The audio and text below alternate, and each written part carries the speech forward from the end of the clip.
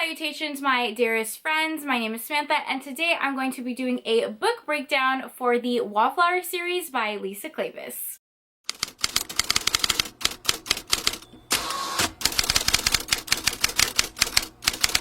Hello, how are you? Welcome back to my channel. Today I'm going to be talking all about the Wallflower series by Lisa Kleypas. I thought it would be really fun to start a series on my channel called the Book Breakdown, where basically I break down a series. Like so often I do very quick reviews whenever I'm talking about books, but sometimes I find a series that I absolutely love and I kind of just want to hone into, and that is how I feel about the Wallflower series. I know this is a really popular series and I'm sure many of you have already read it, but I feel like this is just a staple historical romance series and I really want to just have a dedicated video talking about it. I think this series is so good if you're new to romance books, specifically historical romance books, and also if you're new to Lisa Kleypas. Lisa Kleypas has a huge, extensive background. She's a historical romance author that writes a ton of books, and it can be kind of intimidating when you get an author like that because you don't know where to start. You don't know if you need to read the books in order. You don't know if one series connects to another series, and it's just like a whole mess, kind of. So this video is for that, to really just break it down, tell you if you need to read the series in order, what books these connect to, talk about the characters, talk about some of my favorites in the series, and yeah. I will eventually do a dedicated Lisa Kleypas video where I talk about her entire backlist because I have read most of her books, and I will also be doing videos on different historical romance series where I break down the series. But today we're focusing on the Wallflower series, which are these books right here. Also, really quick, let me show you my shirt. It says the Wallflowers. This shirt is from Hello Lovely, and I just thought it was perfect to wear in this video. You can use my code BooksWithSam15 if you want to save some money.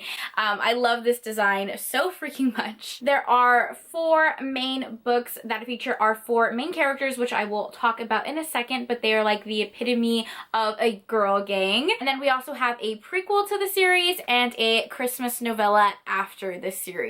I do not think you have to read this series in order, although all of the characters do connect and you get little cameos in their story, but I feel like you can pick up any book in this series and completely understand what's going on. The only one I would say not to read without reading the series is the Christmas novella, because this really is a novella that takes place after the series and follows all of our characters happily married during the Christmas time. So this is the only one that I would say you have to read the other books before you get to this one. The books that I'm showing you here are the mass market paperbacks. These are all the original covers, but you might see these same books with different covers because they were reprinted. They also come in hardcover, so you will see these titles with different covers. You can just pick whichever one you want. It doesn't make a difference to the story. And that I said it follows 4 main characters is because this series really follows like a girl gang. It follows a group of girlfriends who are all considered wallflowers one way or another. In historical era, being called a wallflower means that you're put on the shelf, you're kind of like on the side of the ballroom. Wallflower essentially means that you blend in the background, maybe you're a little bit more shy. In this book, all of the heroines are looking to get married, but they haven't found a suitable husband yet for one reason or another. And they decide that they're going to band together, and they end up making a pact that they're going to help each other find suitable husbands. So they form this Wallflower group and shenanigans ensue, and each individual book follows each heroine's love story. So these are romances, so they all end up in happily ever afters, and I'm going to now break down each individual book. Okay, let's start off with the prequel to the series. This is Again the Magic, and hands down, this is my personal favorite in the entire series. It is a second chance romance and has 2 love stories in this book. The main love story follows Lady Eileen and McKenna, and it has a bit of a class difference. Eileen is the daughter of an earl, and she ends up falling in love with McKenna, who is a stable boy. Now, in the historical romance era, that was very, very taboo. So some things happen where they are completely torn apart and their hearts are broken. McKenna comes back years later as a self-made man, and he's back with a little bit of vengeance. He's made some money, he's made a name for himself, and he kind of wants to show Eileen everything that she's missed, and they end up having their second chance romance. Eileen is the sister of Marcus, who you do see in some of the other books, but you can read this as a standalone, and you don't have to read the prequel to read the rest of the series. It's a very angsty second chance romance, and I will say it does have trigger warnings for alcohol addiction, just so you know that going in. Oh, and I'm so sorry I didn't show you guys the step back. This is the step back for that book. Okay, so the next book in this series is Secrets of a Summer Night, and this follows Annabelle and Simon. Let me quickly show you guys the step back for this book.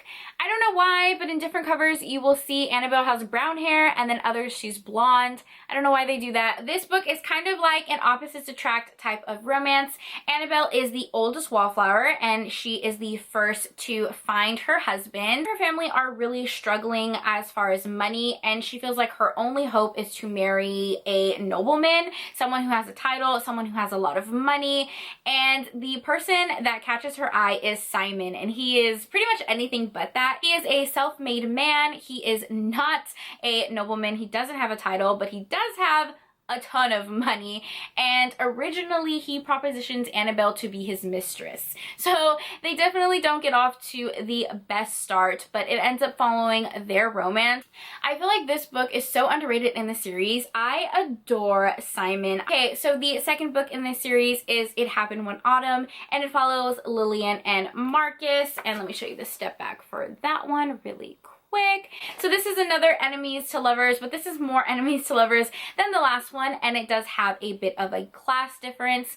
Marcus is an earl. He is the brother of Eileen, who we saw in the prequel, again the magic. Marcus is expected to find a gentle English lady to continue their noble line, but he ends up meeting Lillian, and Lillian is an American, and she's loud and brash and goes against everything that his family wants him to marry, and they constantly butt heads. They're always arguing. They don't get along whatsoever, but they're also like instantly attracted to one another, and every single time that they're around each other, they can't keep their hands off of each other. So it follows their enemies to lovers romance, and I absolutely adore this one. If you like a strong, independent woman, Lillian is definitely that in this book. This book also has like a slight magical element because there's like an unexplainable reason as to why they're constantly drawn to each other, and I just thought this one was so well written and a really good one to the series. Okay, so the next one is quite possibly everyone's favorite in the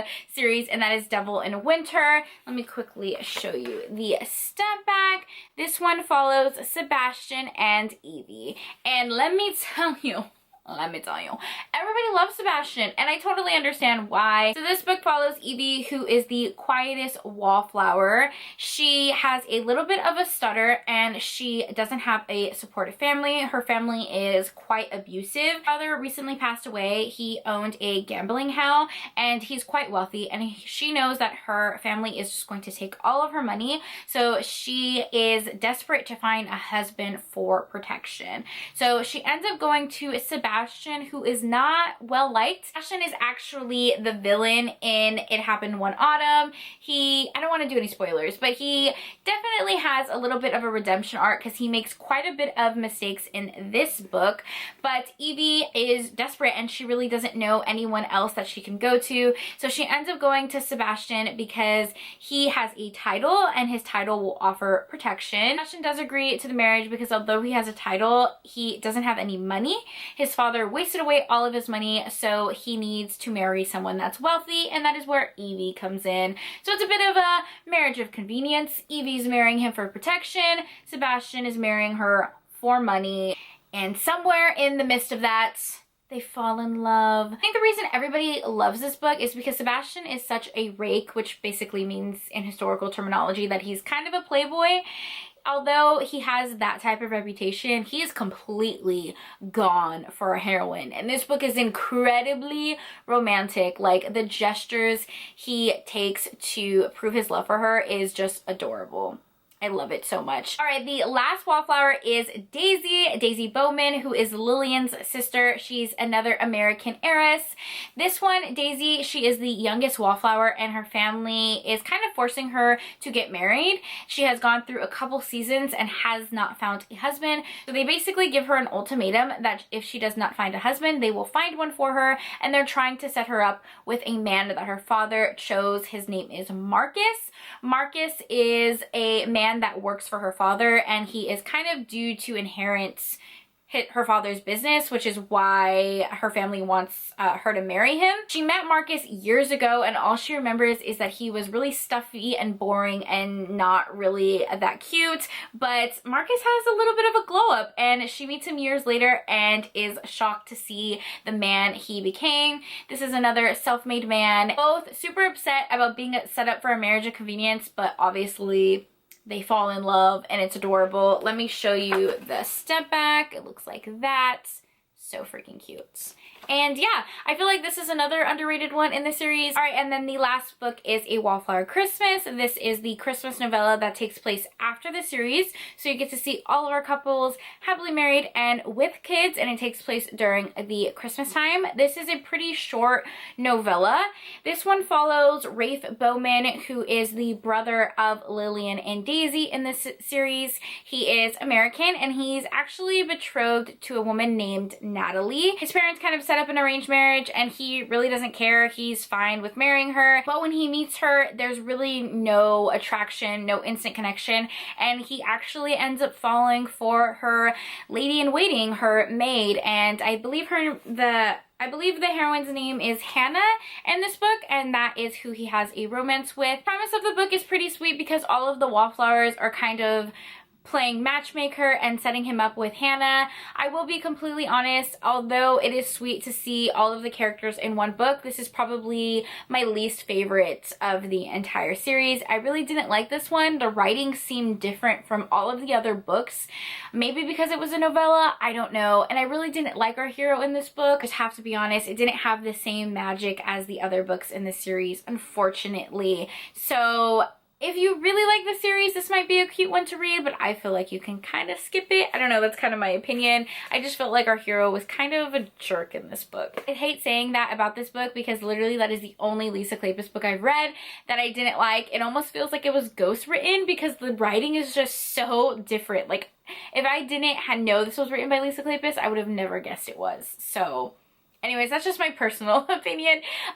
All of the other books in this series, though, I gave a 5 stars. It is a much-loved series. I adore it, highly recommend it, and I kind of just wanted to do a quick overview for it. I think this is a really good starting point to the series because the Wallflower series leads into other series that Lisa Kleypas writes. It leads into the Ravenel series. These books follow the kids of the Wallflower couples, and then it also leads into the Hathaway series. This series, the first book in the Hathaway series, follows Cameron, and Cameron works at the gambling club that Sebastian and Evie own. He is a character that you see kind of sprinkled in the Wallflower series as well. So this is a good starter because all of her series kind of connect, even though they can be read as standalones.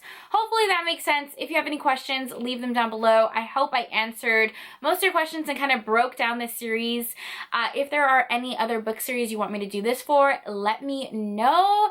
And I hope you guys enjoyed the video. As always, thank you so much for taking time out of your day to spend time with me. It means the world to me. I hope you guys are all staying happy and healthy, and I'll see you in tomorrow's Vlogmas video. Bye! Have a good day!